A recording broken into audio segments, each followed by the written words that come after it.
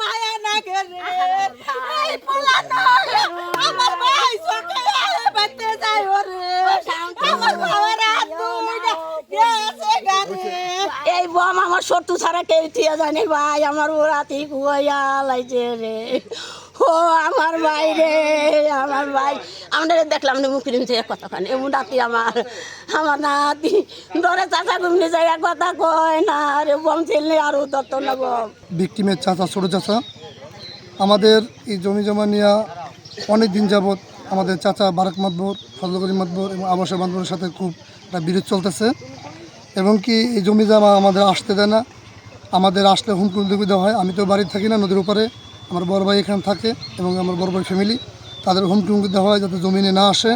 এই যে সেটটা দেখেন একটু, এই জমিনের এই সেটটা তারা জোরপূর্বক খাইতেছে, আমাদের মাপ জোক করে দিতেছে না। এই বিষয়ে আমার আইডিয়া যেটা, আমার 22-23 বয়স, মাত্র 7-8 বছর বয়স, ওই বম সম্বন্ধে ভালো মন্দ কিছু জানে না, এটা বম না কি কিছুই জানে না। যাতে করে আমাদের এই ভিডিতে যদি আমার ভাই বা আমার ভাইস্তা কেউ আসলে দুর্ঘটনা ঘটে, এমন একটা ঘটনা ঘটানোর জন্যই আমাদের বিবাদী দল বারাক মাতবর, ফজল করিম মাতবর, আবাসা মাতবর তারা এই ষড়যন্ত্র করছে। আমার ভাইস্তা ওটার বম মনে না করিয়া হয়তো তারা খেলনার বল মনে করিয়া হ্যাঁ হাতের ভিতরে নিচ্ছে, আর হাতের ভিতরে নেওয়ার কারণেই তখন এই দুর্ঘটনা ঘটছে। হয়তো এরা আশা করছিল এই ঘটনা আমার ভাইস্তা না আমার ভাইয়ের সাথে ঘটুক। তোমার সর্বদা এই ক্ষেতের ভিতরে চাষাবাদ করে আমার বড় ভাই, ঠিক আছে, আমার বড় ভাইয়ের বিপদটা হয়তো আমার বাইস্তার উপর দুইটা গেছে। আমরা এর সঠিক বিচার চাই। এটা খুলতে গেলে পরে এটা বিকট আওয়াজে একটা বিস্ফোরণ হয়। বিস্ফোরণে তার ডান হাত প্রায় কবজি পর্যন্ত ছিন্নভিন্ন হয়ে যায় এবং বাম হাতেও অনেকটা আঘাতপ্রাপ্ত হয়েছে।